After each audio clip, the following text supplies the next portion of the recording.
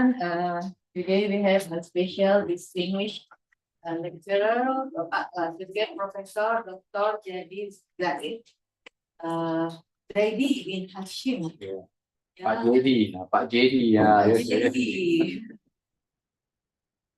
deliver Malaysian life registration, and of course you have a special cikgu, Mr. Rico Yubaidi, and then thank you for having us, Pak Jadi, and let's start our class, and Pak Helmi, welcome you. Yesterday Pak Helmi have explained about the criminology, domestic violence in Malaysia, and today Professor Jadi will deliver about Malaysian land registration. Let's start by Basmalah together. Bismillahirrahmanirrahim. Come.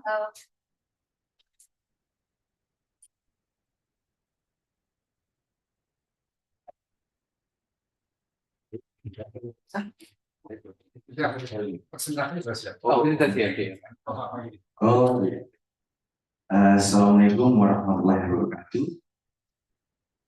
Bismillah, alhamdulillah, wassalamu ala rasulillah, sayyidina wa maulana wa ala alihi wa ashabihi ajma'in, wa ba'du. Rabbi sholli wa yassir amri wa hlul 'uqdatam min lisani yafqahu qawli. Honorable Professor, Associate Professor Dr. Jadi Zaidi bin Hashim, Honorable Dr. Muhammad Helmi bin Said, all the students, Assalamualaikum. Today, we have a special guest. As we know, from the also knowing as a top in Asia, University of Malaysia, and beside us, he is also the dean of Faculty of Law.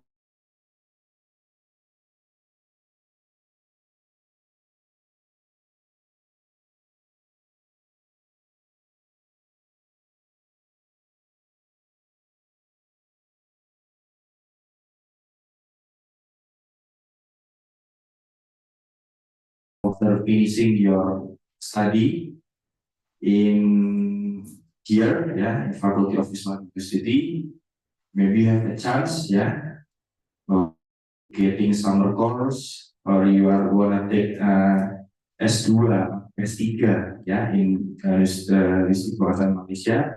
You also can asking, or anything, Okay, so what we have learned today. What we have learned previously, we also learning more in land registration in Indonesia. But it is not enough also, because we need a comparative, and we need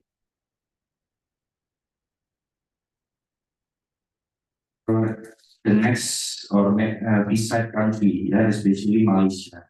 As we know, I think Malaysia is practice, so we can see, by hearing the presentation of, and then you can make any comparison or any review, okay? And for maybe, mohon maaf, I'm sorry, some of the students will not coming, but already said, will coming later, maybe a bit not of late, at 2 p.m. Sorry. Okay, without further ado, let's hear the presentation or any special lecture from Associate Professor Dr. Jadi Zaidi bin Zaidi. Okay, thank you, Prof.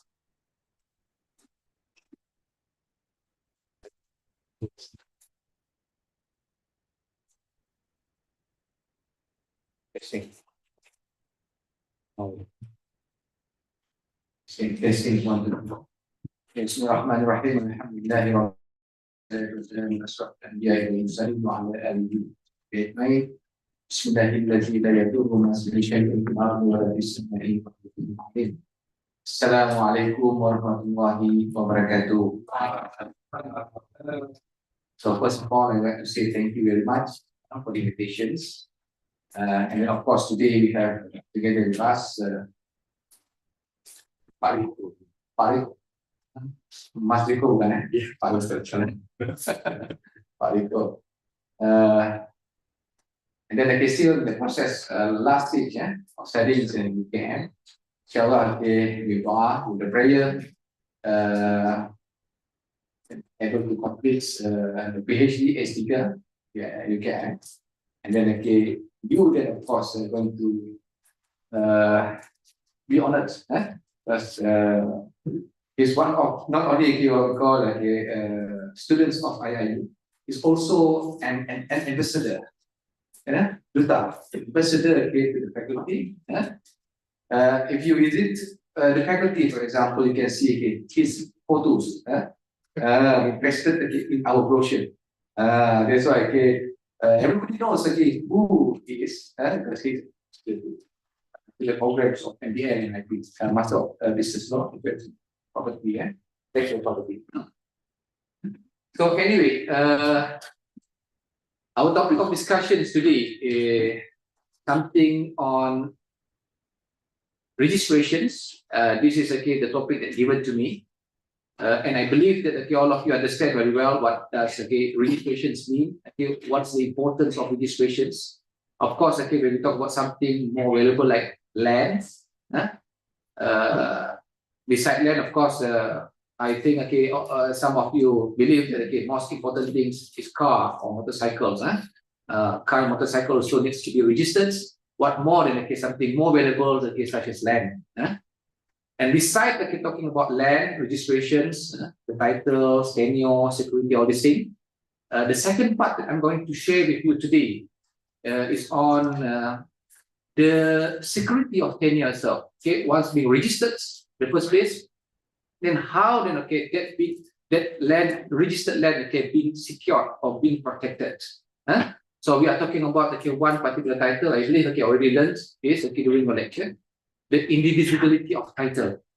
The indivisibility of title means how to ensure that once your land being registered under your name is well protected by the law and nobody can claim that particular titles. But then of course we are going to learn as well today what those challenges or exemptions of those, for example, being registered, but because of certain fraud, for example, then the land that's to be indivisible at the first place becomes divisible, meaning to say can be challenged by those having interest or standardize having interest over your land, over the settings.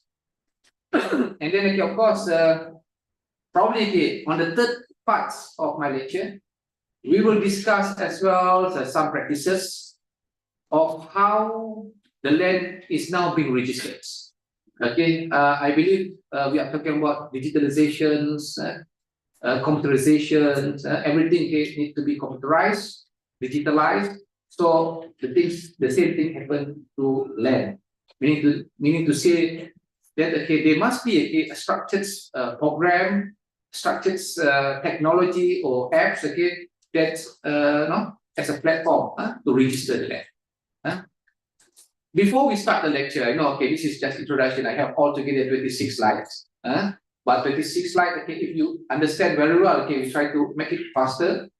Just keep a few not important slides, because I believe some of you understand very well. So after being learnings under Mr. Rico here, because I was informed just now. Today is your last class, right? Last lecture. Last lecture. Then next week going to be the examination week, something like that. Coming. So we need to say, this is not going to conclude everything exactly what we taught by Mr. Rico, but as a matter of comparative, as a matter of comparison just now. So then you're able to distinguish between the system that being exercised practices in Malaysia, as well as the one that being practiced in Indonesia. But of course, I'm not going to touch something that I'm not an expert. Mr. Rico is an expert in Indonesia, or touching something on Malaysian side. Are you practicing a torrent system as well? Do you know what is torrent system? Yeah, practice. Yeah. Land system. Sistem sendiri. Yeah, okay. As mentioned by just now, they have your own system. Malaysia applies torrent system. Torrent system means of course, when we talk about history, it takes another 2 hours. So I don't want to talk about history. Just a basic ideas what is torrent system in Malaysia. Okay. The key elements of torrent system is registrations. This is what we're going to learn today. Registration means everything according to land's torrent system. Without registration, the land not belongs to you. You cannot claim for the land. So it has been emphasized in many cases, Maiden Shaft case, and there are many other cases recently. Aduna properties case. Of course, all these cases not going to be not included in your final exam because this is Malaysian situations. But just to give a names. Name case, cases in Malaysia. All right. If you see the topics here, can I stand or not? Because every time try to stay, it's getting back up lower and lower. Because this is I know. All right.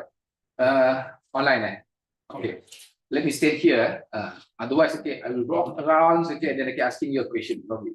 Anyway, before we start, let's discuss about basic ideas on the title. So, the first one, we talk about preserving land title integrity. Why integrity?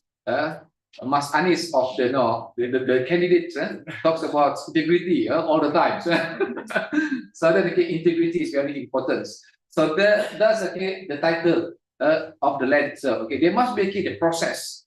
I heard some of you already in the process of learning how to register the lands practically, how to fill in the forms from the beginning to the end. The whole process actually needs what we call integrity here. But then what we are going to discuss is something on the preserving, how to preserve, how to secure, how to ensure that the land title integrity intact. That's the importance of the important elements in my lecture. And then we are talking about the resilience of indivisibility in a changing landscape. Why I'm saying so? Because we are moving from traditional ways of registering things to the what we call digitalization process. So then throughout the system, the process itself, you can see that there are too many things happen. Frauds, forgery, what we call probably the forgery of the signatures, the forgery of the document itself, lawyers you cannot trust lawyers, you're going to be a lawyer, I know. But then people, clients cannot trust in you. Why? Because they are precedent, they are people, lawyers, existing lawyers now, not you, doing something not good in the names of law. They are the one who actually corrupt, who actually doing the fraud. So people are not trusting them. You need to come up something that's not full of integrity. All right. This is what I'm going to discuss together with you. Please, because I know that this hour is not a right hour. 1 o'clock. It's a sleeping time. Probably some of you, especially when we talk about direct lecture like this, we are not doing interactive lectures. If we are doing interactive lecture, I should share the slides to you 1 week before my lecture today. At least we have communications. But this is one direct communications.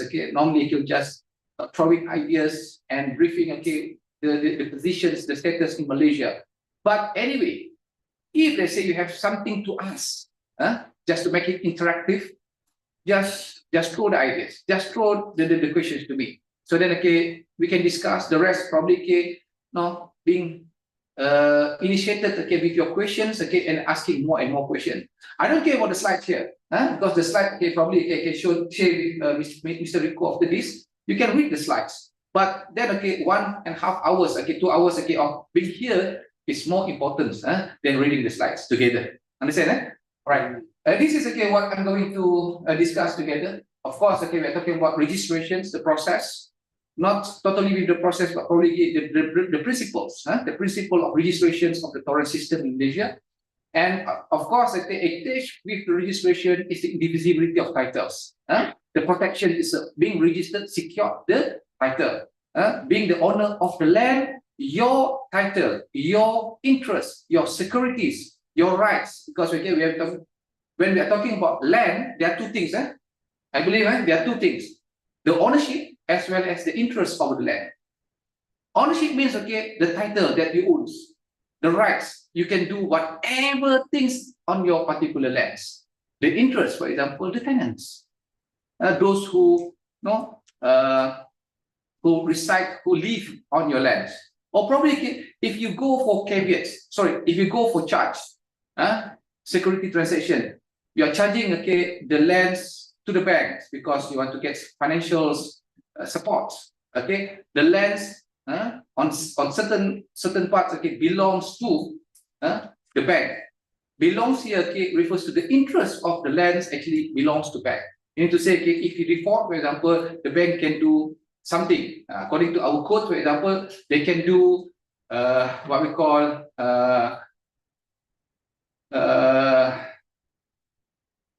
go for tender, and then get the money from that auctions, and then the remaining balance of the money that go back to you. But we need to say they have certain interest over the lands. Right.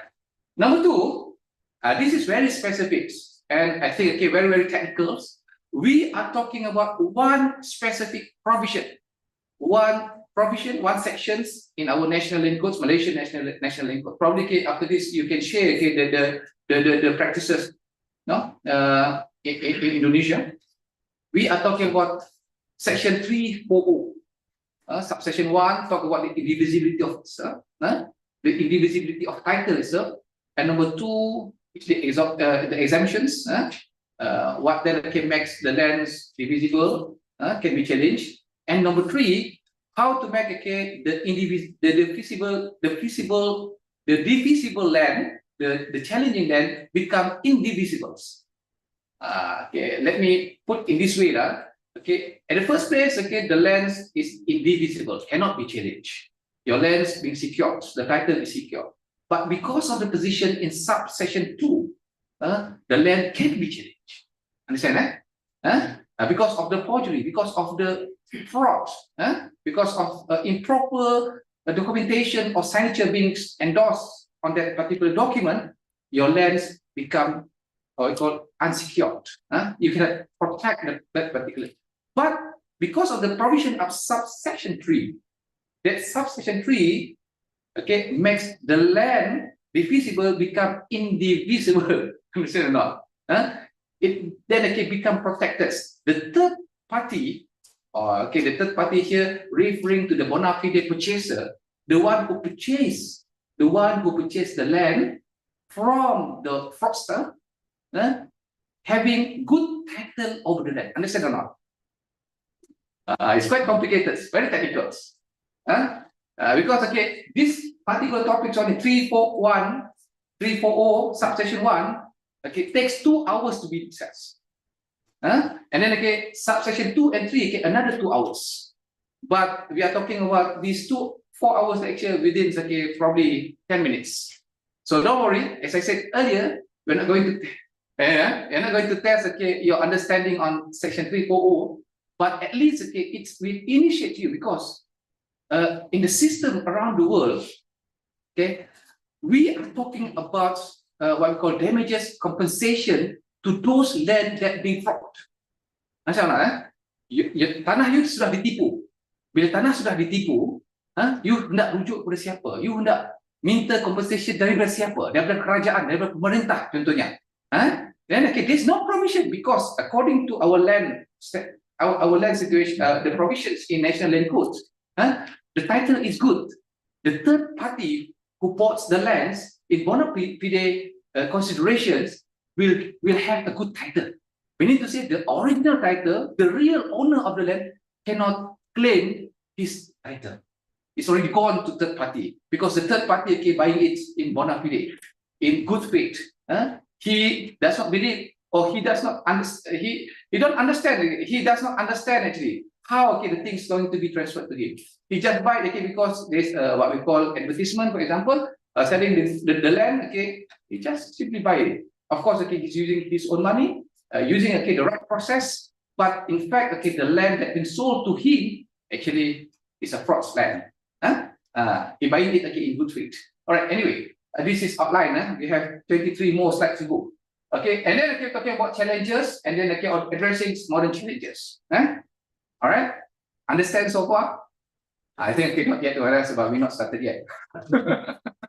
All right. Okay. This is probably something to recall because I know we are talking about benefits. Is a recall? The benefit of registering the land. Okay, why we should register the land. It's already been emphasized in many cases. I said, Madam Chair is all these cases actually Malaysian cases. Eco properties. There are many cases. Okay, securities. Number one, for operators, owner of the lands, to clarify ownerships and tenurals, interests of the titles land owners. Number two, to provide a legal safeguard of the title and interest. That's why sit together when we talk about lands. They must two attach together with the land. Land itself, meaning to say the title, the rights, as well as the interest just now. I think you understand. And granting his or her security transaction of the land. Why this? Meaning to say, if the land secures, belongs to you, people cannot challenge your title over the land, then the next thing that you will do with the land is to transfer it. This is a matter of dealing. You're going to learn this next semester, probably. And dealings, transfer, into next semester. But why, once again, you are not considered as a rights owner of the land, probably you cannot sell the land. You have what we call a paper. That paper shows that you are the owner. Then probably you want to sell that land to someone else. You have rights to do so because you are the rights owner, having a right title over the lands. Right.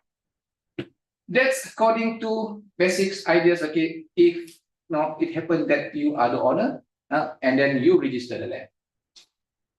One more thing. Just to make things clearer. In Malaysia, if you are not the owner of the land, squatters, for example, squatters means in Malaysia, you just simply believe that the land belongs to no one. You just clear the land and claim that the land being cleared by you is your land. The land in this position is not being protected by common law, by the law, as well as by the equity means the conscience of the judges when deciding with your hardship, if your what we call strike when clearing the lands. That's in the case of I mentioned yesterday to those who actually attended the lecture yesterday. In the case of Siddiq versus government of Perak. Siddiq and his friend together with 47 people, they clear the lands. Of course, the lands belongs to no one. There's no names. There's no claim saying there's no clear document saying that the lands belong to someone. They just simply clear the lands. They do something over the lands. Tanam jagung, tanam padi dan sebagainya. Then they believe this is their lands. Against the state. The state say this is not your land. This is state land. So it's not mentions your names in the titles. For states when we talk about documents. These documents actually is a dual document. One kept by you, one kept by the state. One in the safe box, for example, by the states in the office. Kalau di sini pejabat pendaftar mungkin, pejabat pendaftar kan, tanah kan, everything mirror, everything mirror. Maksudnya the one that kept by the state will be reflected in the document that kept by you. So then it shows what? It shows that it guarantee or supplied informations then okay, to enable lands to be valued for you as taxpayers. That's important work. But of course, no, with the digitalization, okay, the officers are not going to check one by one. Okay, they just generate everything and then okay, send the receipt to you. Your task, of course, okay, at the end of the year, you need to pay tax. Right. Number two, okay, to enable control to exercise over land use. This is very important.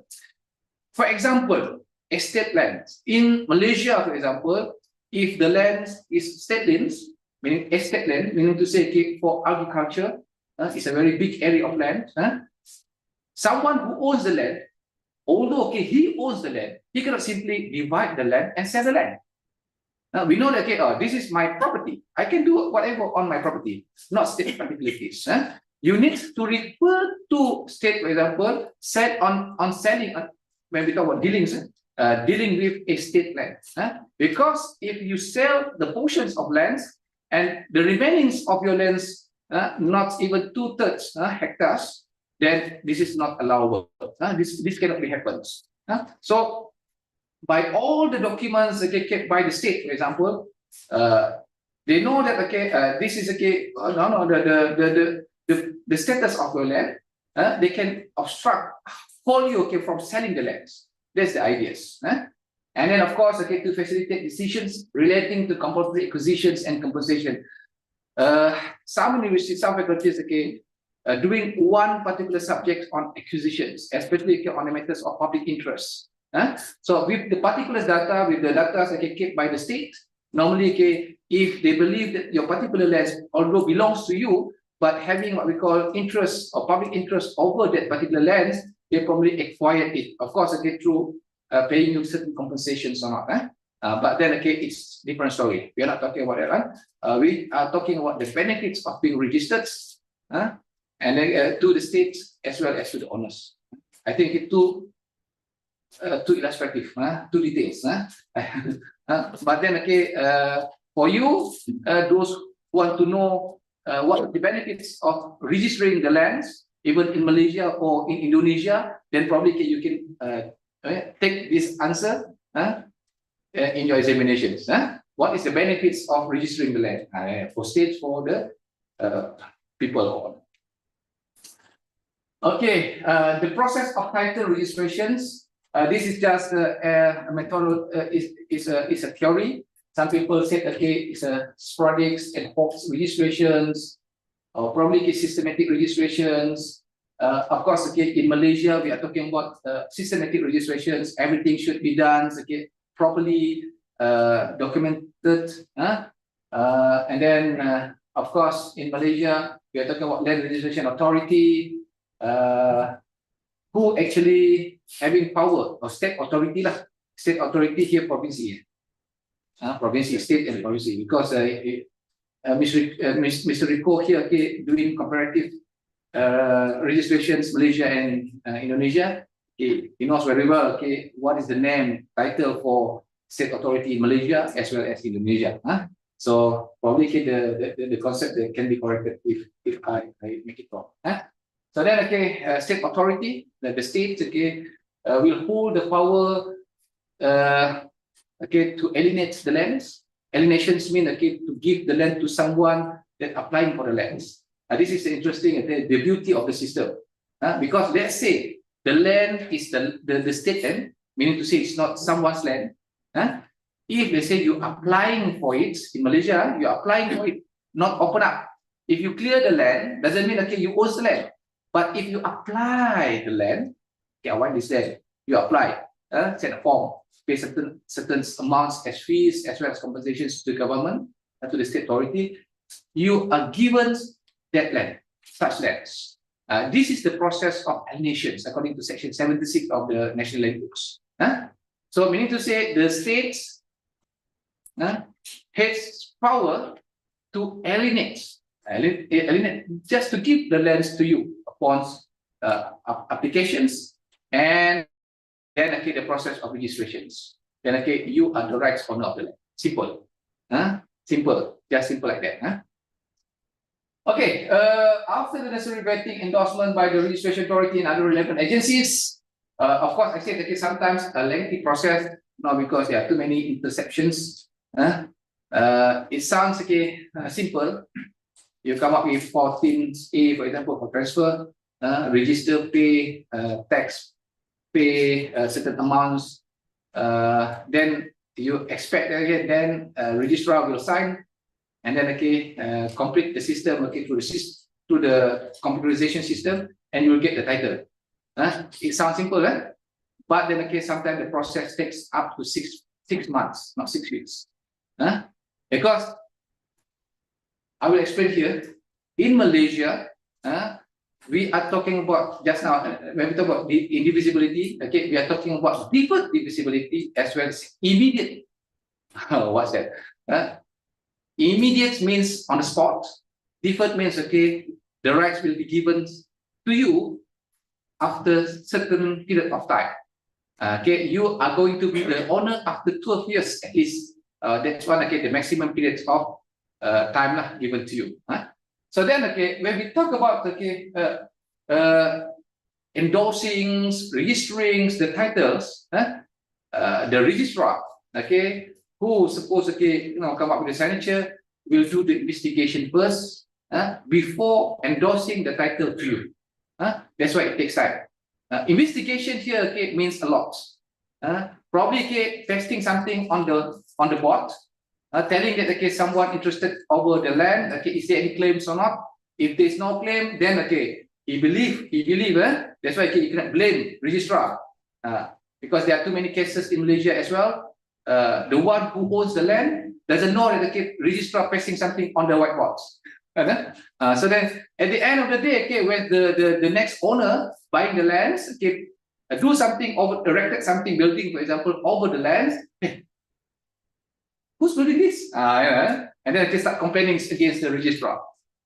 So that's why the process by the registrar is posting something on the whiteboard, of course, of the office buildings, registrar office buildings. Those having interest probably can challenge, can come forward and say, this is my land. And then say some things, or disputed the arrangement given by the registrar. This is the process. That's why I said the whole process takes very lengthy period of time. It depends on how the investigation is carried or done by the registrar. Because you know that the registrar is human being. Sometimes he will do his work. Sometimes he's playing golf. I don't have time to see all the signatures, or probably he just pass it away to secretary doesn't want to do what to do, waiting, and then it happens. This is the process. All right. Okay, now we move to the second part. What is registration? Basically, just to register the land. Through the process, having registration, you will come up with the title, the certifications, the certificates, and then now we are talking about the certificates. We are talking about this certificate, for example. Once your name appears on this certificate, your name, Zaidi, for example, are you the real owner or not? That's the question. Despite of being registering over that particular piece of paper as owner, yet there are still people can dispute it or can challenge the ownership, the position. It's not positions probably not so strong. The ownership of that titles. This is the concept that we are going to learn. If you buy, for example, this water bottles, you buy it today, for example, can you drink it straight away? Because the land, the drink belongs to you now. You can, but in the case of lands, it's not like that, because the concept, once you're buying the land, you cannot enjoy the land until the whole process, which is very lengthy just now. When your name appears, for example, over the title, over the piece of paper, yet that title is not immediate. It's not immediate, like you buy the drinks. You cannot enjoy it. Section 44 talks about enjoyments. You can dig the land, you can erect some things, okay, up to the sky, okay. I think you remember the theory, Conjus et solum is eusque et colum. When you own the land, the concept is, this is common law concept. When you buy the land, owns the land, okay, the lands that belongs to you, not only that piece of land, surface of the land, you can enjoy it up to the sky. That's why we're talking about strata, the high buildings, up to down to the hell. This is the concept of common law lah. Down to the hell, okay, to the middle of the earth. That's why you can see if high-rise buildings, okay, they come up with the another layers for parkings. This is what we call stratum. Stratum. Strata, we have strata X. Stratum, we don't have stratum X, but okay, we have in national land codes certain meters, okay, of the depths of the lands. Right. Again, when you buy you buy the lands, okay, your name appears here, you cannot enjoy it immediately. According to Malaysian torrent system, in order to protect the real ownership, because you buy the land, not necessarily you are the real owner. Probably you are the cheaters, as mentioned in one of the case 2015, Nordin's case. The fact is very simple, no? Okay, I buy the lands from A, for example, from Zaidi buy the land from Hashim, for example. Hashim actually is a fraudster. Penipu lah. Okay. This is the first transaction. Hashim, okay, after buying the lands here from Hashim, okay, I'm selling it to Rico. Rico is subsection 3 just now. Bona fide purchasers. Alright, okay. By right, okay, Rico, okay, can enjoy the land. But then, okay, as I'm buying the lands, okay, from fraudster, he can be considered as not well protected yet until he's selling it to someone else. Let's say, give one name. Zaki. Zaki, to Zaki. Zaki actually is a director. It's not Zaki. Okay, let's say, okay,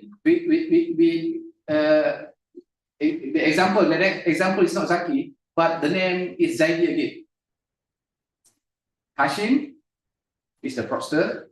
Okay, Zaidi buy. I know that, okay, actually Hashim is the fraudster, penipu. I believe dia penipu harga murah. Okay, I sell it to Rico, hoping that, okay, subsection 3, okay, will protect him. He dan feel ni mesti ada penipuan ni, that's why dapat murah lagi tau. He then, okay, selling it back to me, Zaidi. So now, okay, third party probably, okay, bona fide. The fourth party probably, okay, is more bona fide. But, okay, the fact of the case saying that, okay, the fourth party who is actually bona fide is the one who know that transaction. Me.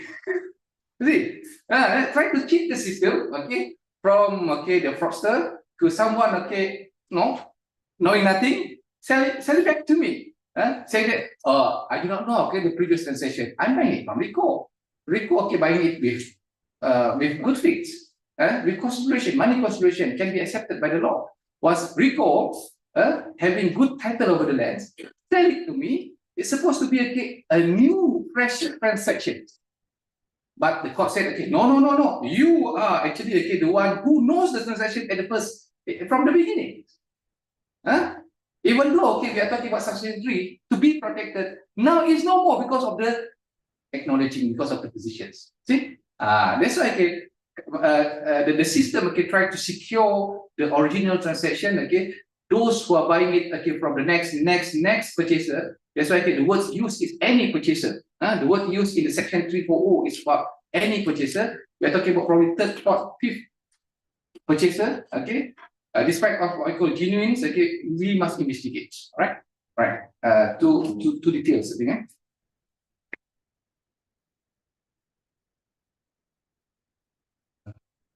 Yeah.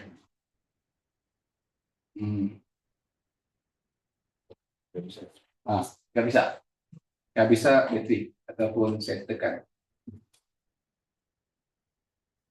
balik ke sini ya. Tak boleh. Yeah. So far understand or not? Because I'm repeating again and again the concept. I believe all of you understand despite of this hour lah. Boleh Pak? Do you have any questions so far? Do you have any questions or not? Yeah. Previously you said lens photos over creeping the lens that is not owned by someone. Right? Okay. And they are not protected by the common law. Yeah. So if there is a dispute happening in this land, Okay. who should they run to? Or what are the dispute? Who are the distributors? Yeah. Who has the jurisdiction to execute the problems? Good question. In Malaysia, all lands belong to state, except the one that belongs to you. So when we talk about dispute, who going to settle? State.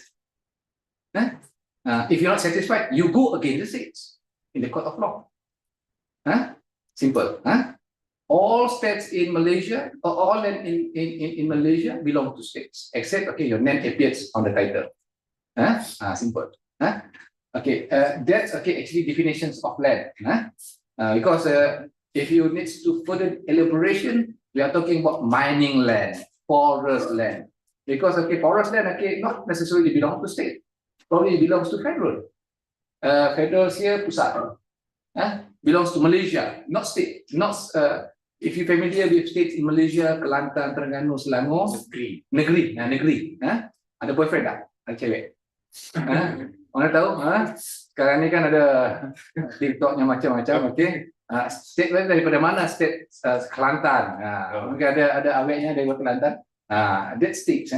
Bila federal maksudnya Malaysia. Ada perkara-perkara diletakkan di bawah kuasa federal, kuasa persekutuan. Ada perkara-perkara diletakkan di bawah state. Land of course belong to state. Mines for example, minings, emas dan sebagainya belongs to federal. In fact, the words commercializations, commercial, development, belongs to federal, not belong to states. Pening, by right, the one who developed the land is supposed to be state. But the words commercializations, developments belongs to federal. So the federal can develop the state. How? I do not know. Subject to S2, S3. Okay. Right. Good questions. All right. This is the section that I mentioned just now. Subsection 1. The words. The title or interest. Why to? I mentioned earlier. Repeating. Again and again. So why sometimes I'm repeating. Sometimes student tadi dia tidur, sekarang dia dengar. Rupa-rupanya lands actually consists of two things, the title as well as the interest. So the title interest of any person. Why any person? Means individuals or body, because the lands probably belongs to institutions, organizations. For the time being registered, we are talking about the one that being registered at that particular moment. If your name is there at that time, then shall, subject to the following provision of this section, be indivisible. The subject to the following provision, we're talking about subsection 2 just now. But those having title or interest, whether you are individuals, you are company, body, and then the title being registered under your name, your institution, for example, can be considered as indivisibles. Cannot be challenged, protected, right? This is the basic ideas. This is the concept. This is the concept. Tengok ini tak boleh pancangnya. Ini boleh, ini tak boleh. Tapi tengok aja ya. The concept, the categories, the issues. That's what going to be discussed in subsection 1. Let's talk about concept. You understand? Tadi konsepnya Anda paham? Paham sudah kan? Maksudnya siapa yang mempunyai title, siapa yang ada interest dan namanya diletakkan dalam kertas itu, dia tidak boleh challenge. But subject to the next provision. Next provision here, Nombor dua, subsection 2A, subsection 2B, subsection 2C. Setiap ini boleh buat satu soalan. Fraud, element of fraud, for example, boleh buat satu soalan.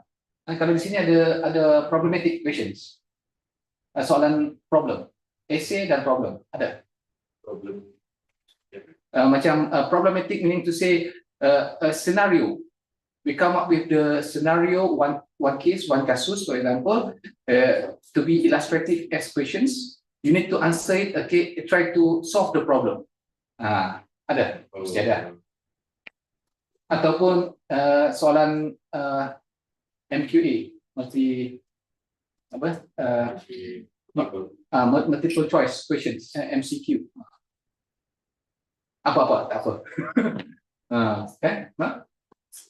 Okay, anyway, meaning to say, those having good title, or meaning to say the title is indivisible according to subsection 1, when it falls subsection 2, if they say the land is being fraud, ada elemen tipuan, ditipu, ada fraud, ada misrepresentations. This is my land. Where's your land? Over there, my land. You want to buy that land? Oh, very big, very good. You want to buy? Misread, because that's not your land actually. That's someone's land. Forgery, being forged. Normally, forgery and void instruments comes together. Forgery means when you default the documents, the signature, forge the signature in the document. Or using a void instrument, that instrument is not valid, it's not the form that's needed under the Acts, under the Canon, National Land Codes. Or then, you are ultra virus, you do not have power, but you do as if you have power. For example, in Malaysia, state authority, negeri tadi, siapa yang mempunyai kuasa? According to the Act, the one having power, that representing state is Sultan. But then, what happened normally in Malaysia, Menteri Besar, mean the chief of the state, the governor, will act on behalf of the Sultan, which is wrong. Semasa pilihan raya, apa nama? Pemilu. This governor will promise everything. Do not worry about this. This is the land that I'm going to give you. Try to avoid poverty, blah, blah, blah, blah. The question is whether he has power or not. This is what happened in subsection 2. He has no power, but as if he wants people to believe that the power is comforts to him, to act upon, to give registration to you. If, let's say, it happens, fall under subsection 2A, B, and C, what happened to the land? What happened to the title and interest just now, as set by the concept subsection 1 just now? What happened? I need the answer. Simple. The land just now, is indivisible. If it falls under subsection 2, what happened to the land? What's the answer? I tidak ada duit rupiah sini, kalau tidak, I boleh bagi. So what happened to the land? Just to check whether you are sleeping or not. I know now it's 2 o'clock. Saya nak tanya Mr. Rico. Cuba jawab. Section 2. Yeah. What happens if the lands fall under the category of subsection 2? What happened to the title? It can undergo to challenge again. Who's going to challenge it? State? No. Who said the one who buy the land actually no, under fraud or under misrepresentations? Who actually come up with this challenge?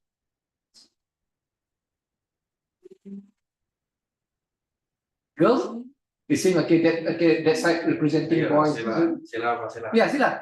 Ini pukul 2 nih, bangun-bangun sikit. Macam mana? Siapa yang boleh come up with this challenge?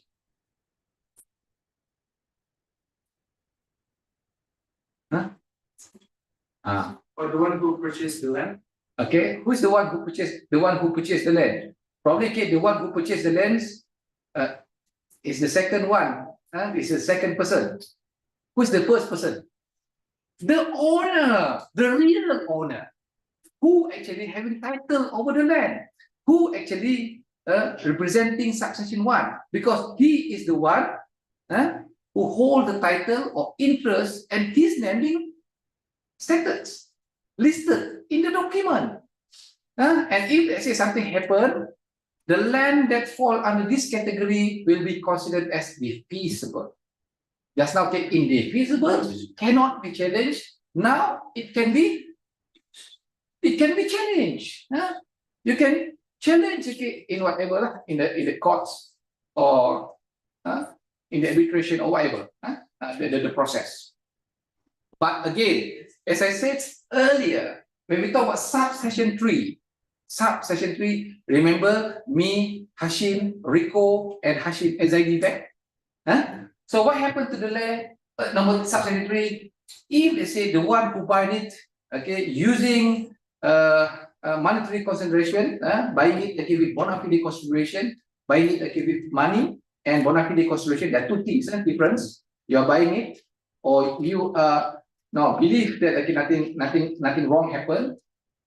Then the status becomes what? Can be challenged or cannot be challenged? Come on, break up. Can we challenge them? Can we challenge again the one who bought the land? Now that we're talking of owner, the real owner, but then okay, the second purchaser sell it to someone else who bought it okay, bona fide.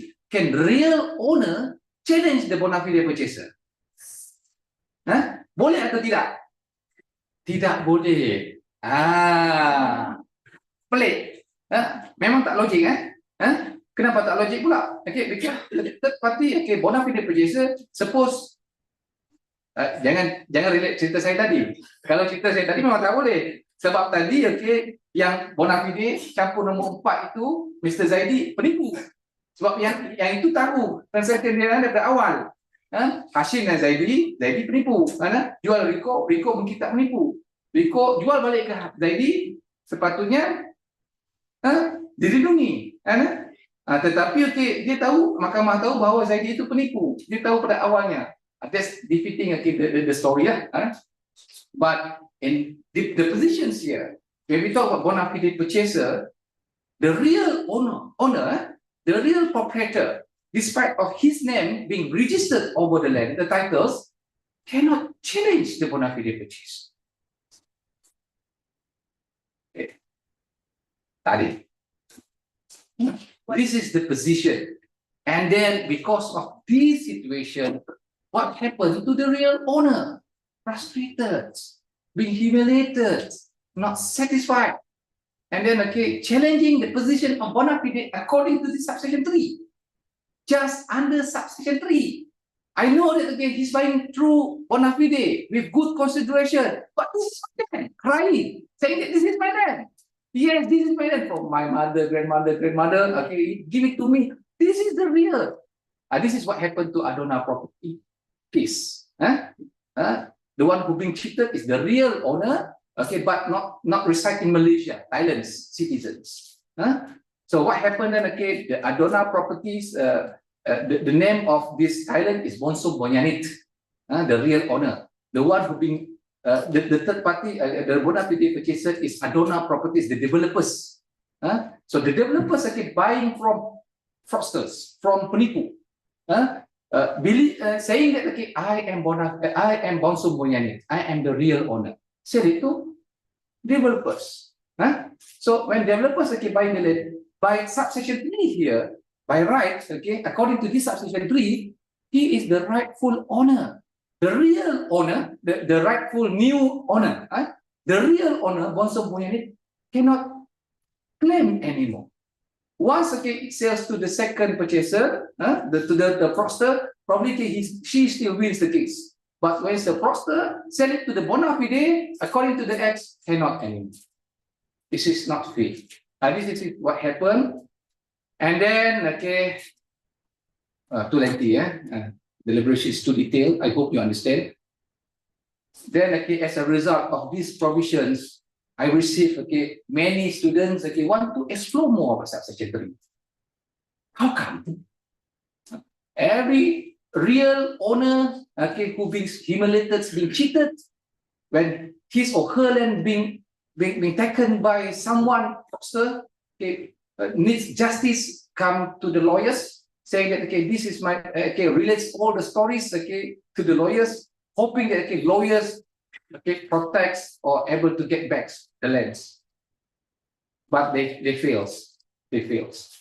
Unless, okay, this is the theory after 2010. Just now, okay, we talked about Bolson Boyanic's case, Adona Properties case, okay, as happened here. In the case, in the year of 2010, court reversed the situations, saying that, okay, yes, bona fide purchaser, we cannot challenge anymore according to this. But depending on the period of time. When we talk about the period of time, okay, whether the transaction between all parties involved immediately happen or different or not. If it happens immediately, you can enjoy. If it deferred, then, okay, even, okay, third party here, mahkamah, the court still can use the provision of subsection 2 here, but despite of it happened in subsection 2, but, okay, the subsection 2 can be applied alternatively as if, okay, subsection 4. Meaning to say, okay, subsection 3, Allah kasihannya. Ini bukan nak mengangguk ni. Okay, sorry. Take your time, okay, enjoy the drinks. Right. But understand, can you understand? Because this is lecture, this is not what we call conference or forums. So then, okay, we can always. Do you have any questions so far? Yeah, sure. Oh, nak tak buat hati ni sebab soalan dia jawapan dia salah. Yeah. Right, like artificial right. Yeah.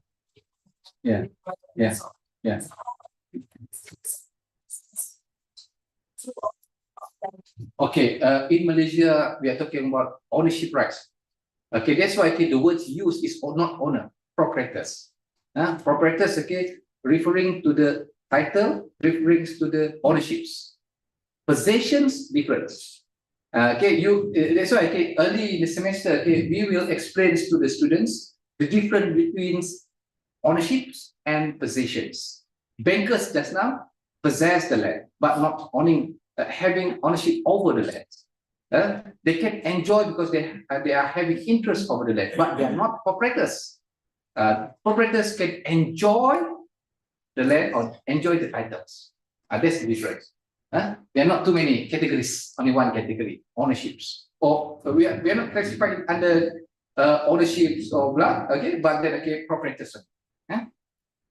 Is it satisfied your or you want to know more?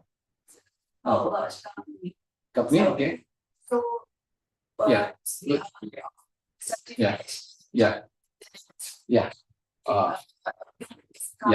Good question. Remember the word body just now? People, person or body? We are talking about natural person or legal person. Natural person means you, human being. Legal person, okay, the law make it legal as a person, but you are not legal, you are not person. Okay, we call it body here. Okay, in Malaysia, I know that, okay, I think the law over the world quite the same. As a body being registered, you are having a legal entities. You are considered as human beings. So the land can be registered under the name of the company. And this is a legal company, being registered company. Can already being recognized as a legal person.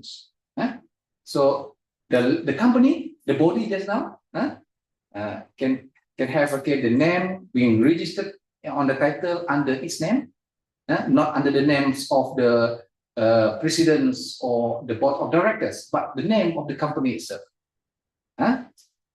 So anything happen, for example, winding up, for example, when come up with winding up, okay, there's a property under the name of the company, it will be then being liquidated first and being distributed to all the creditors, all the penghutang. So that's the situation. Is the name of the company can be inserted into the document, right?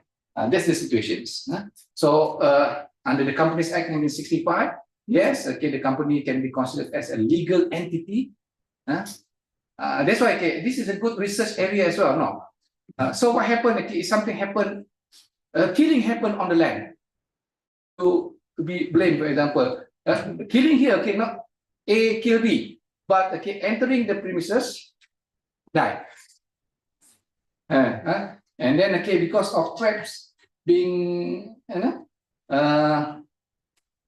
trap or whatever devices being used by the company to hold others from entry. Let's say this is extraordinary example and then you are talking about the business judgment rules.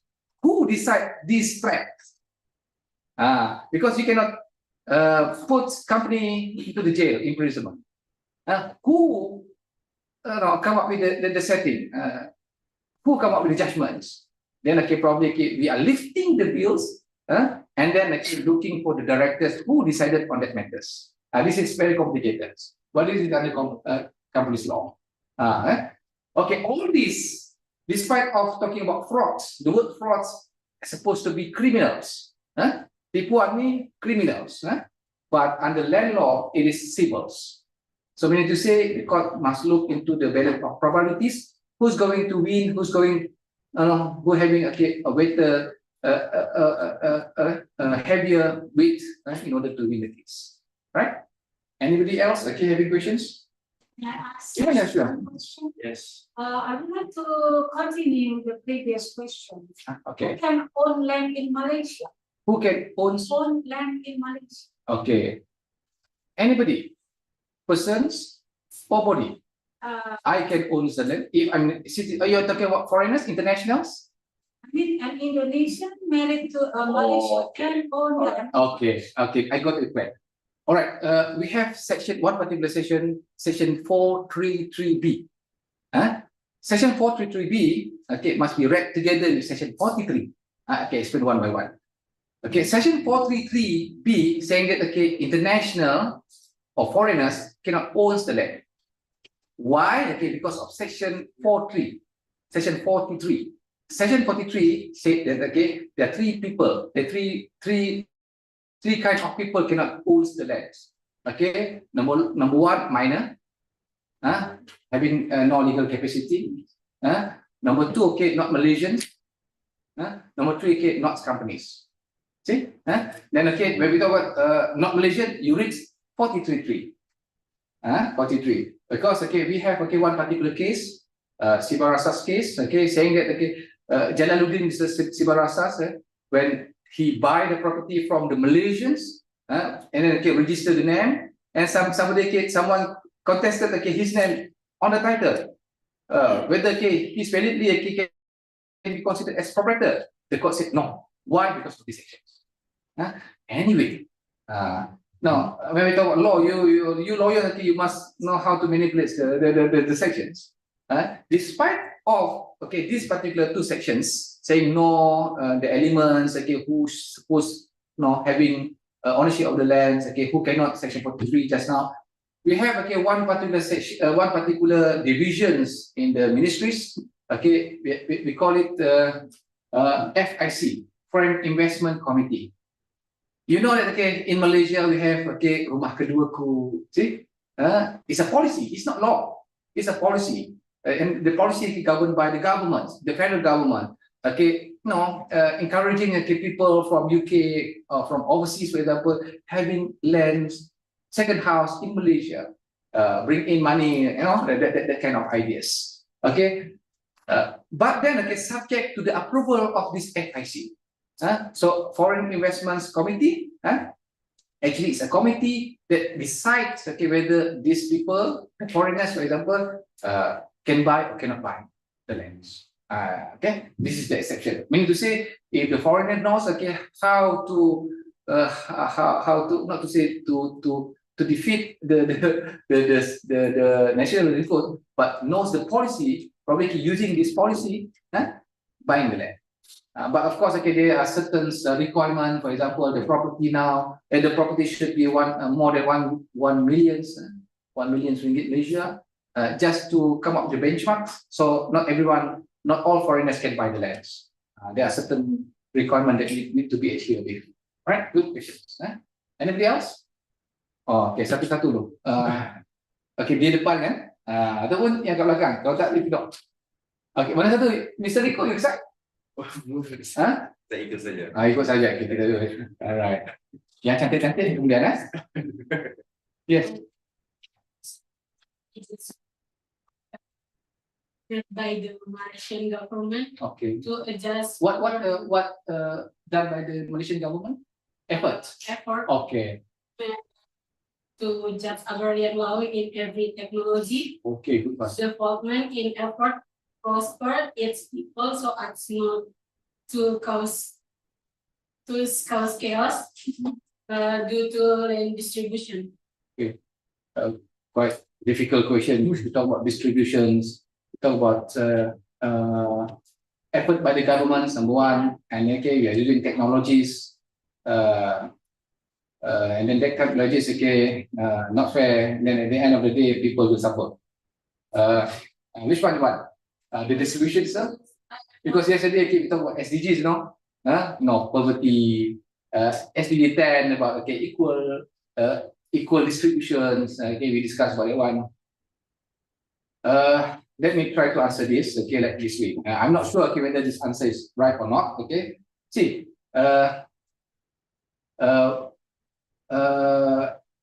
this is the words that being used by us, by one of my students. We are talking about equity. For example, in Malaysia, despite Malay, who is what we call majority of the Malaysians, but the equity here means the whole, how much you can claims over the whole financials of the government, 30% belongs to Malay. Only 30%. So what is the effort by the government? Malay, let's say that with your respect to other races, increase that equity holdings from 30%, at least 50% equals. So there are many ways. Now talking about land. There are many ways. One of the ways is to reserve the land as a Malay reserve. As a Malay reserve. We need to say, this is Malay reserve land. You cannot sell it to someone. So at least you're having certain portions of, because you know that land is very valuable, very expensive. Having such a land cannot be registered by other races. At least it will protect and safeguard the interest of the Malay. So it will equalize the distributions. Now we're talking about technology. All in one. The problem here is the numbers or the data that being calculated inserted. We call it in red inks. Red ink referring to the numbers of the land that belongs to Malay Reserve land now. So far, it belongs to state. So what happened in different state come up with different probably budget. A rich state, not to say poor state, but not well developed state probably. They are not using too much money to develop the computerized system. If let's say talking about developed state, developing a computerized system, digitalized system, they will able to allocate numbers of the lands that belongs to them. So any transactions, when we talk about transaction here, we're talking about defeating the system again. Because you know that in Malaysia, when we talk about Malay reserve land, the land that belongs to Malay, you cannot sell it to someone else not Malay. But who knows? Only registrar knows. This is Malay land, this is not Malay land. But if you put it digitalized, okay, the system will alert you, red. Oh, something happened, something wrong happened. Just to ensure that this is good efforts. This is good effort. But I'm not sure, okay, whether these efforts already being materialized. Because, okay, probably, okay, you come to Malaysia after this, S2, S3, okay, doing this. Using the same question as your title. The Malaysia, the efforts of the governments, okay, developing computerized system to safeguard the equal distributions among the population in Malaysia. Oh, yeah. Thank you. Yes, Miss. My name is Kat. Yeah, Miss Ria. I just if A is on my Yeah. is on Okay. Yeah. Exactly.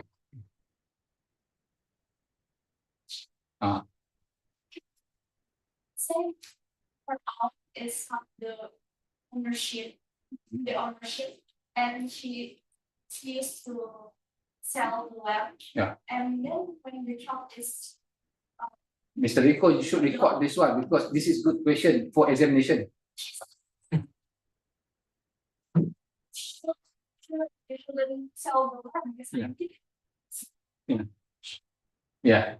All right. There are few issues here. We are talking about minor. We're talking about fraud. Probably. Okay. Aunts try to sell the land not belongs to her, but belongs to minor. She is supposed to be a beneficiary, trustee. For example, okay, after arriving at a certain age of poverty, age of majority, then okay, she is supposed to give it back to the kids, the minor. But it does not happen like this. He, in fact, okay, instead of giving it to the kids, sell it to someone else. Then okay, the title probably okay, put under her name first because the kids cannot hold the title. You cannot put the names of the kids on the title. So then okay, temporarily, okay, okay, put it under the name of auntie first. And later on, okay, age of majority, give it back, right? This is the case of fraud just now. So if let's say it happened in the court, court will investigate, discovering that, finding that okay, auntie is a cheater, frauds. Either okay, using okay, bought instruments or doing forgery, okay, selling the lands to someone else. Now the question here is, okay, that's all the issues. The question here is okay, whether the transaction is valid or not valid. So what happened? What's the answer? Now okay, go back to all of you. What happened? Whether the transaction, the sale by the aunts just now, okay, who's not the real owner because the owner is the mother of the kids, selling someone else. So can you defeat the lands or not? Can you challenge okay, that sale or not? So that says, using all this theory, not Indonesian land law, but Malaysian land law. I ask you back, okay, whether okay, you can contest again, you can challenge okay, the sales by the aunt. Can you? It's not valid. It's fall under what sections? What sections under Malaysian law? Frauds, subsections 2 of 340. Why? Okay, because aunts here, despite of the kids just now, not the rightful owner. Not under the capacity of selling the lands. But of course, okay, people can, the auntie may say, oh, I'm selling the land for the benefits of the kids. But then, okay, we consider, okay, after the age of 12, because the whole period is 12 years, we believe that, okay, after certain age, the kids become major and can challenge. Because, okay, whatever things done by the auntie just now, okay, is not immediately can be enjoyed by the next one. See? Understand? Yeah. That's why I said, okay, this is good issues. You need to identify, okay, the element itself, okay, why it happened, what is the position of the auntie here, relationship to the. In fact, okay, there are many cases that, okay, as an examples, a husband and wife, husband, for example, okay, put the name of the grant, okay, to wife, for example, okay, and then remarried, blah blah blah blah blah. Okay, there are many things happen. So then, okay, wife, okay, give it to her sister. Her sister, okay, frauds the transaction, okay, defaults the signature of husband, blah blah blah, and it becomes so complicated. This thing happens. But as long as, as long as, okay, it falls under this one, the issue here whether it can be challenged or not. If it can be challenged, okay, it's not final validity yet. It's a matter of being challenged here, because the idea of having this session is to protect the real owner. In your case just now, okay, who is the real owner? Child. So the auntie is just holding the position as a beneficiaries. Okay. And then, okay, of course, to help me over there, okay, we'll talk about Islamic lah. Islamic position, different things. We're talking about national land code positions. Okay, any other questions? It's good, okay, having more questions, because, it will, make your minds, burning, as well as, okay, thinking. All right. If not, then, okay, we will continue first. Okay. All right. 43A just now. Also, it's not B, A. Title of interest. The categories. Remember that, okay, I mentioned about immediate and deferred. This is also being discussed just now. Can we skip? Berapa penting? Bertiga sudah ni. Alright. Alright. Okay, this is the one that I mentioned. I cannot show it, okay, by point. What happened if immediate? What happened if deferred? If then, okay, we are using deferred theory, then we able to save, okay, the rights of the rightful owner. If not, if immediate, we need to say you can enjoy immediately. So the owner will suffer. The real owner will suffer. Okay. This is the one that, okay, already been mentioned by subsection 2. The title or interest of any such persons or body of that we are talking about subsection 1 just now. Such person, such body, okay, shall not be indivisible, can be challenged, cannot be protected if it falls under A, B, and C. Clear? This is what we call memorizing, okay, what thing, okay, being discussed just now. All right. All right. Yeah.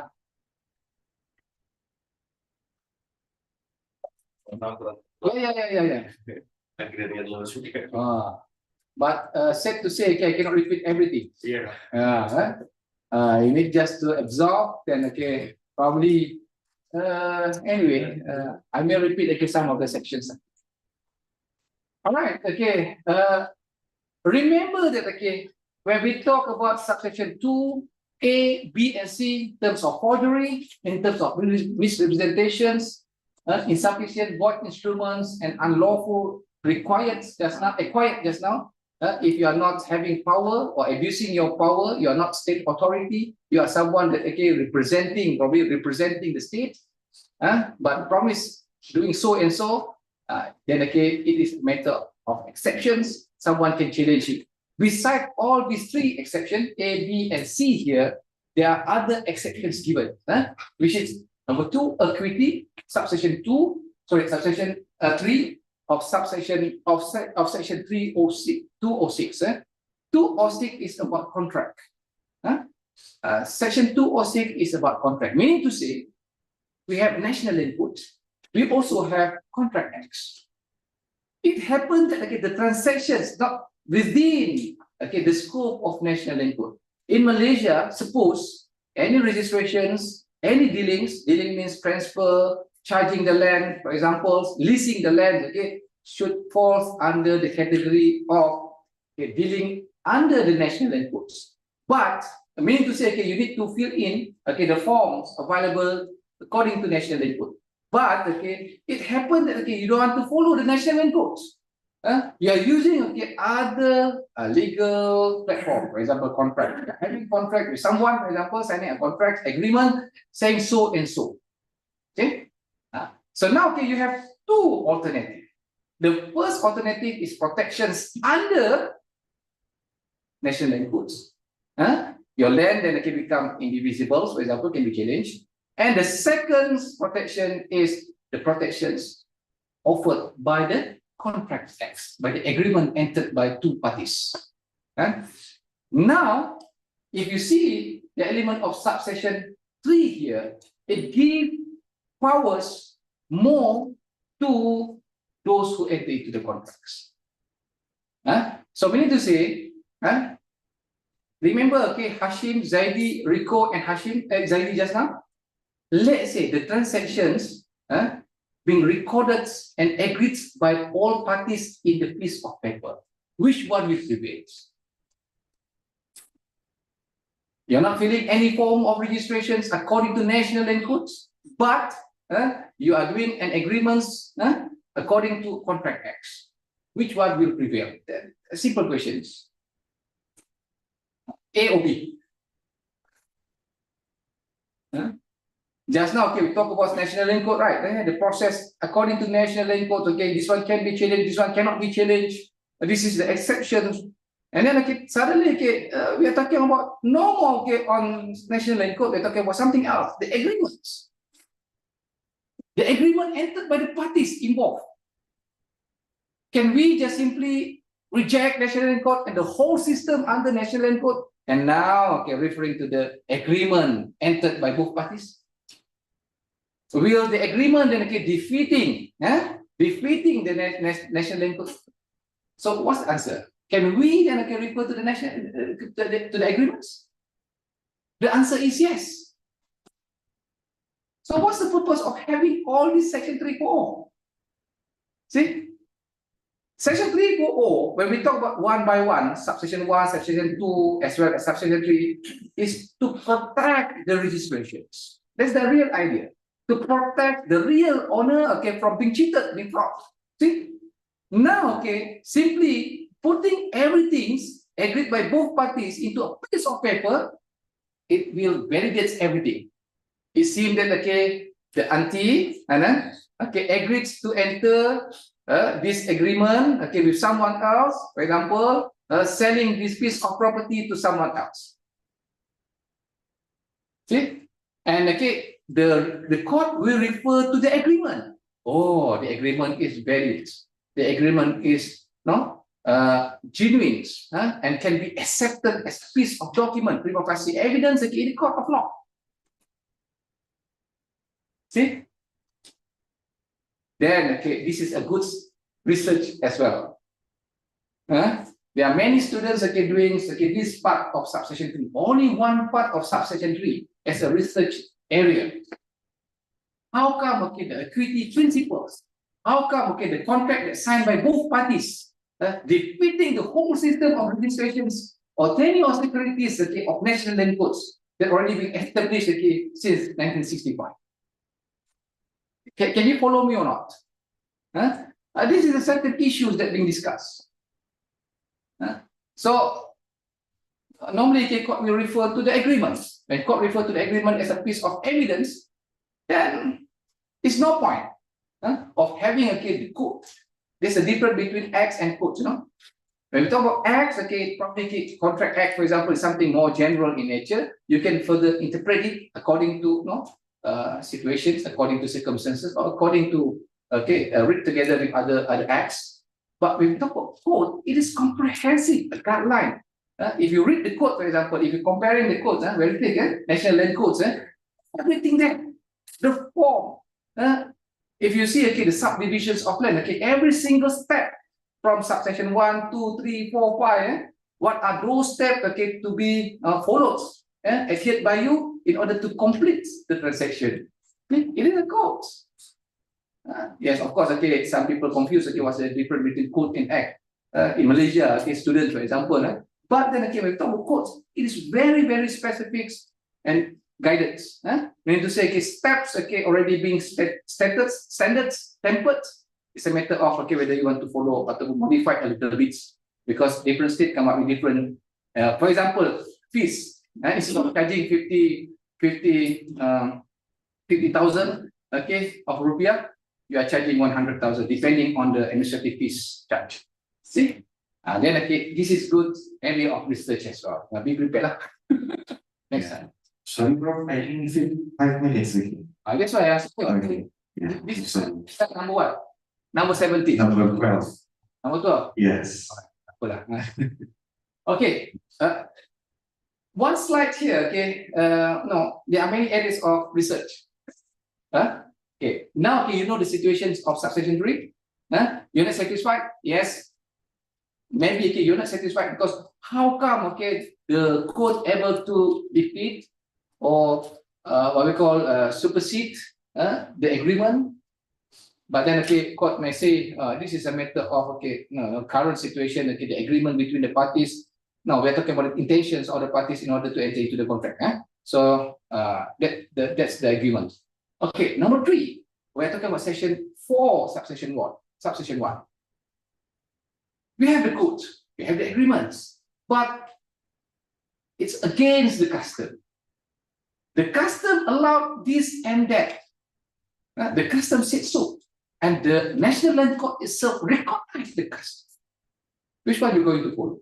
Sometimes, okay, to certain people, okay, native people, for example, okay, this is much easier and much better compared to following the available system. And you represent that group. If you're not taking that choice, okay, I have no sympathy. Since, okay, the benefit, the privilege given to you, why not, okay, using that privilege? Tanah adat, for example, why you should go to National Land Court? Community communal right, for example, why you should, okay, go to the civil court? So all these are already been protected, and then not being protected, it also been recognized by National Land Court. See? So again, the issue here, why this one happened? So how are you going to resolve the conflicts of that particular sections in the court itself, right? And then, okay, last one, okay, we are talking about power of authority. Yes, okay, your name being stated here clearly, Mr. Rico. Okay? You are the real owner of the land? Yes. Under section 340, your name is being stated here. You have a title, you have interest. Your absolute ownership is being protected by the guaranteed by the state. And then, okay, the title is indivisible, cannot be challenged. But then, okay, suddenly state authority said, I need that land because I want to build a hospital. I need to acquire the land. You need to surrender your land. Is it a conflict between you and the state? Yes. What happens if I don't want to surrender? And this is, okay, you can see, okay, the highway, okay, in the middle of the road, and then suddenly one house. Because he doesn't want to surrender the house. The land. You know, to build, okay, something, road, public road.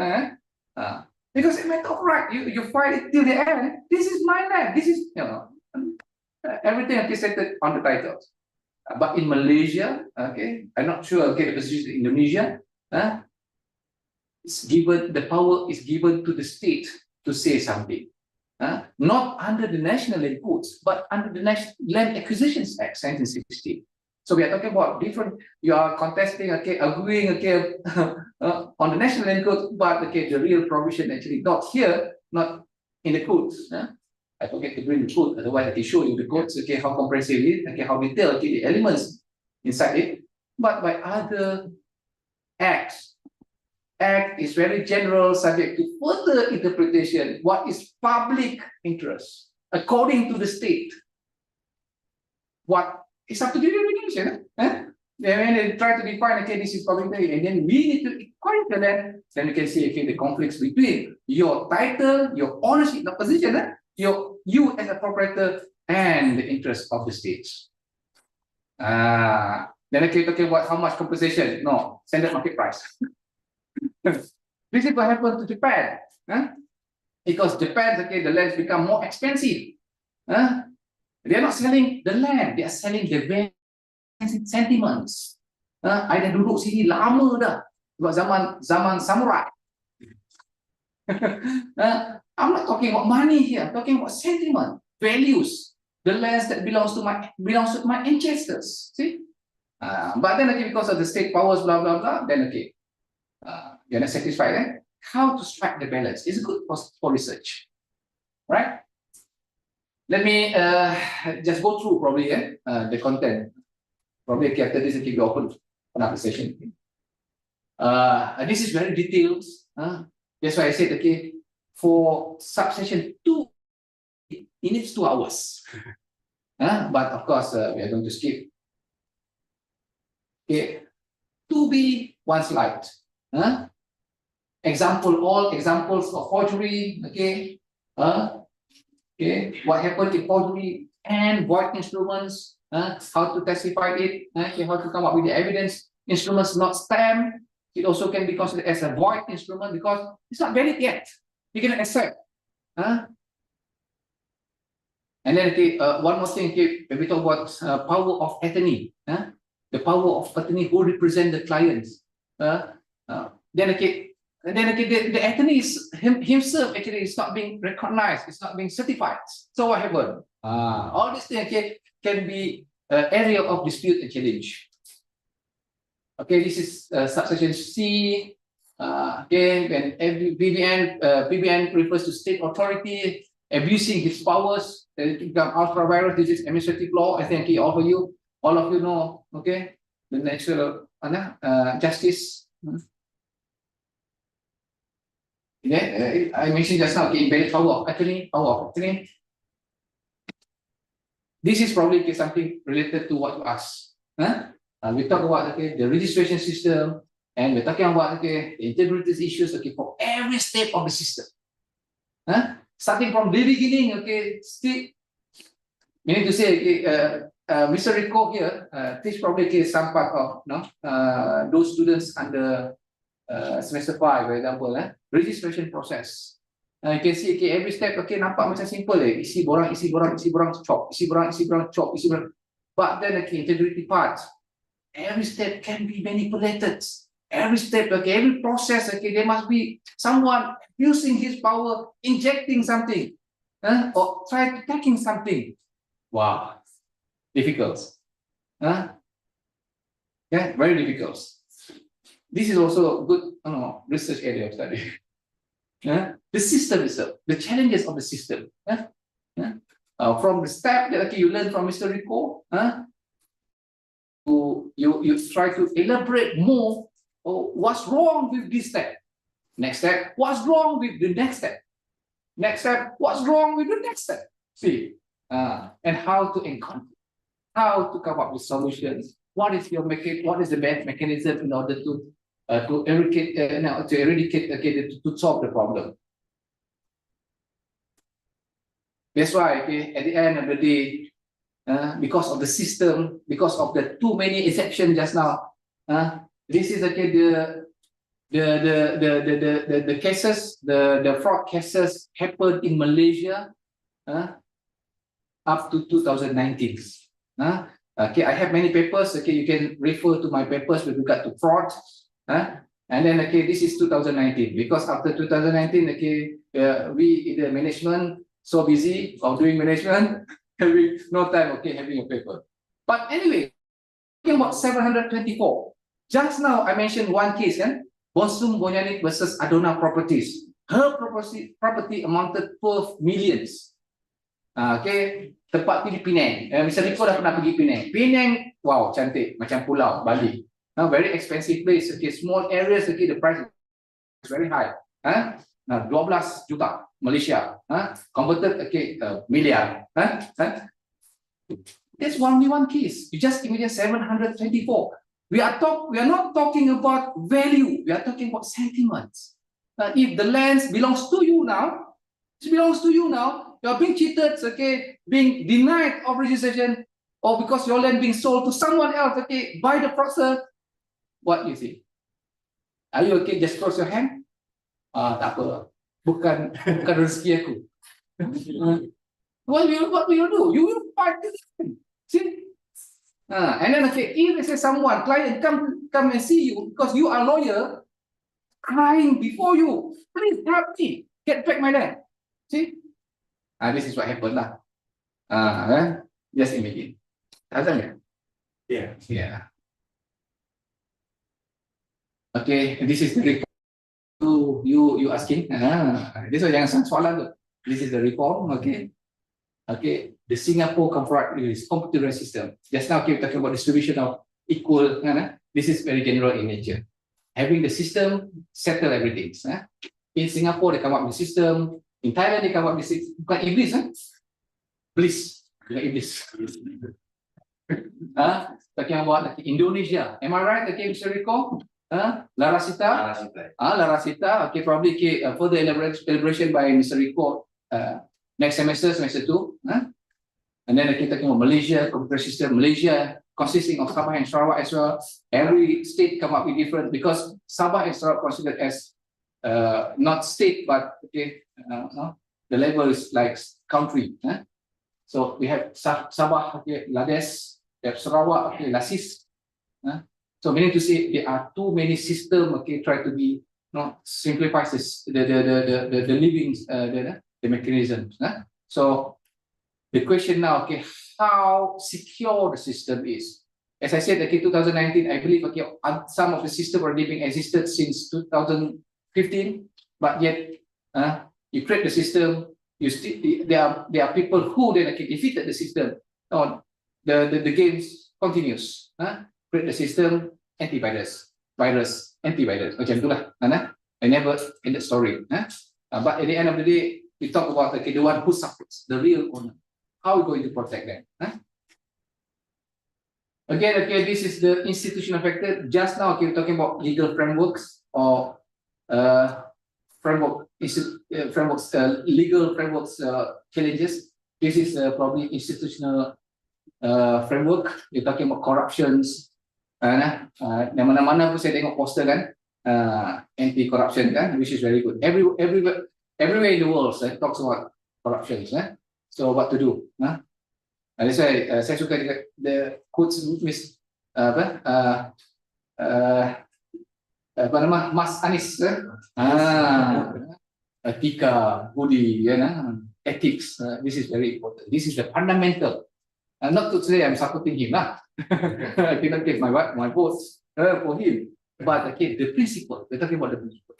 Sorry dia boleh mengundi tak? Boleh cast vote tak? Sudah boleh mengundi? Okay. I nak kata kalau boleh mengundi bagus pun tak boleh salah. Sebab saya lain kan? Masuk dia macam ini saja. Alright, okay. I think that's all. Thank you very much. Right. So just in terms of if we conclude, it will be so long, Jadi kalau kita simpulkan terlalu banyak sekali karena memang yang disampaikan luar biasa, So tadi sudah disampaikan juga bahwa yang pertama kali, we know that Malaysia using a torrent system, where legislation is everything. Artinya apa? Pendaftaran adalah segalanya, Jadi setiap peralihan atau apapun itu harus didaftarkan, Ketika tidak didaftarkan maka tidak memberikan jaminan. Nah, tadi disampaikan juga indivisibility. Artinya apa? Hak milik yang tidak boleh disangkal. Itu cukup sangat menarik sekali bahwa seketika pendaftaran tanah itu didaftarkan di kantor pertanahan atau pejabat tanah, maka memberikan hak milik tidak boleh disangkal.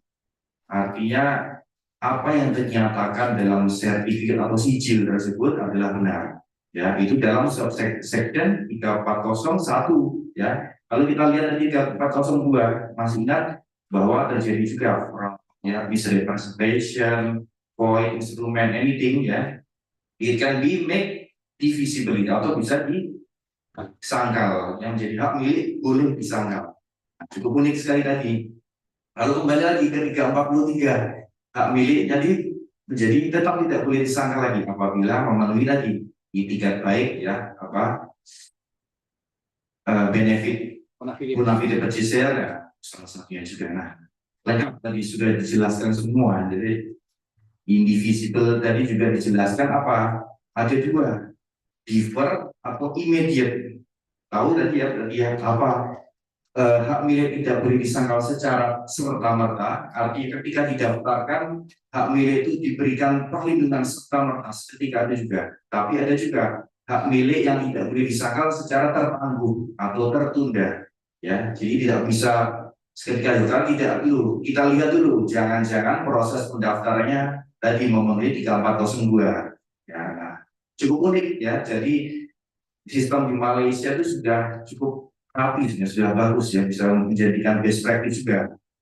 Ya bagaimana tadi beliau juga sudah menjelaskan, ya ada mirror principles ya, apa yang dinyatakan dalam sertifikat itulah dan yang kerten ya. Tapi tadi sebenarnya belum mendapat penjelasan tentang insurance fund saya Prof ya. Tapi mungkin satu waktu nanti ya, karena untuk menjelaskan undang-undang tanah Malaysia memang nggak bisa hanya 1 jam 2 jam ya. Tahun ini saja ada 3 PhD thesis on insurance fund. Insurance fund itu salah satu yang menarik juga ya. Jadi Malaysia sudah menerapkan positif publicity, sistem publisitas positif ya, di mana pemerintah atau kerajaan memberikan garansi ya terhadap produk-produk yang dikeluarkan. Berbeda dengan Indonesia, kita masih menggunakan sistem negatif bertendensi positif. Ya memang mungkin arahnya ke depan kita sudah dalam RPJMN 2025 sudah akan ada penerapan bahwa menukar menjadi sistem pendaftaran positif dengan ketentuan all the land is register, salah satunya karena tanah di Indonesia ini belum terregister daftar semua dengan luasan wilayah dan sebagainya ya. Banyak sebenarnya tadi kalau kita sudah mendengarkan apa yang disampaikan Prof ya, tapi mungkin juga karena Prof juga ada kesibukan lain lagi ya, maka kami berikan kesempatan untuk pertemuan selanjutnya gitu ya.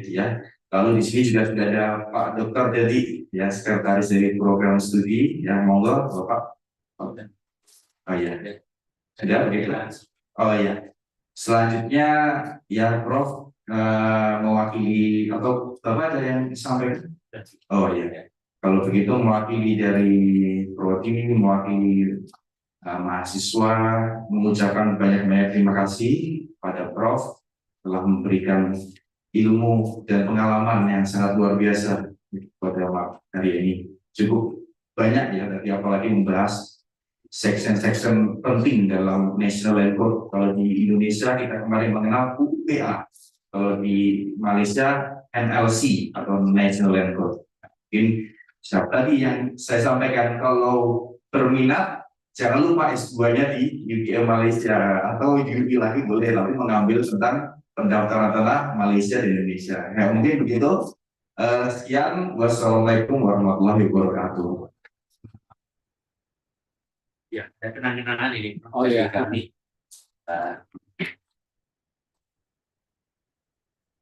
oleh-oleh dari saudara. Mohon maaf.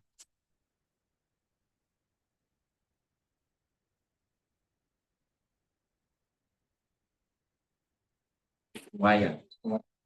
yang kulit. Ya. Terima kasih, Prof. Siap. Iya.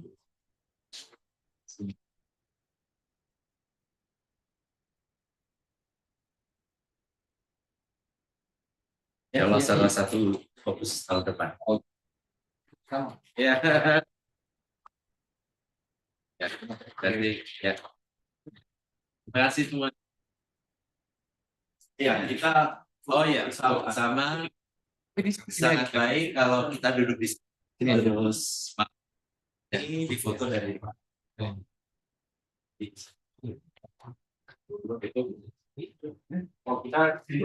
kita duduk di foto dari luar biasa. Karena kalau di depan semua tak bisa tampak.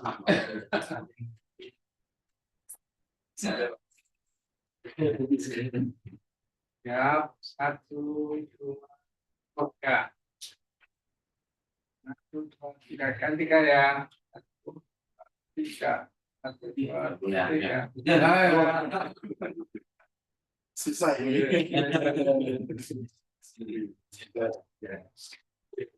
Oke,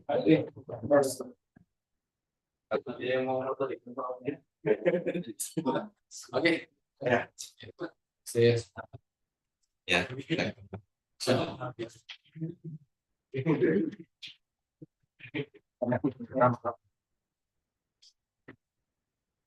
Ya, tadi sudah mendengarkan dari Prof, ya, siapa tahu bisa dibuat komparasinya, ya, membuat analisis Malaysia dengan Indonesia, ya, dijadikan tugas untuk kelas ini. Ya. Dibuat resume singkat saja, ya. Lalu diupload kepada Google Classroom. Oke. Tadi sudah lengkap sekali yang dijelaskan. Lalu mahasiswa sudah mendapatkan semua materi pendaftaran tanah, ya, Indonesia. Jadi silakan buat resume. Oke. Bapak marka lo. Marka itu apa? Warganya Banyak. Oh, banyak. Ya. Oke, terima kasih semua. Assalamualaikum. Ya. Oke, terima kasih. Bila yang datang sini? Bila yang datang?